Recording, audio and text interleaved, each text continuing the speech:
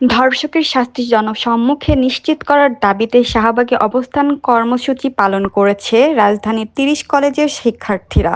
মঙ্গলবার ১১ মার্চ সকাল 11:30টা থেকে শুরু হওয়া এই বিক্ষোভ কর্মসূচিতে যোগ দেয় ২ শতাধিক শিক্ষার্থী। এ সময় শিক্ষার্থীদের বিভিন্ন স্লোগান দিতে দেখা যায়। এসব স্লোগানের মধ্যে রয়েছে উই ওয়ান্ট জাস্টিস, ধর্ষকদের ফাঁসি চাই, জেগেছে রে জেগেছে, ছাত্র সমাজ জেগেছে, আমার সোনার বাংলা, ধর্ষকের ঠাঁই নাই। শিক্ষার্থীদের দাবির মধ্যে রয়েছে ধর্ষকের শাস্তি জনসম্মুখে প্রকাশ নিশ্চিত করতে হবে, ধর্ষকদের বিরুদ্ধে প্রশাসনের জিরো টলারেন্স নীতি থাকতে হবে, কোথাও ধর্ষণের ঘটনা ঘটলে সীমিত সময়ের ভেতরে গ্রেফতার, মেডিকেল রিপোর্ট, ভিকটিম এবং সাক্ষী প্রমাণের ভিত্তিতে ধর্ষকের সর্বোচ্চ ফাঁসি নিশ্চিত করতে হবে। এসব দাবির স্মারকলিপি প্রধান উপদেষ্টা ডাক্তার মোহাম্মদ ইউনূস, আইন ও রাষ্ট্র উপদেষ্টা বরাবর পাঠাবেন শিক্ষার্থীরা।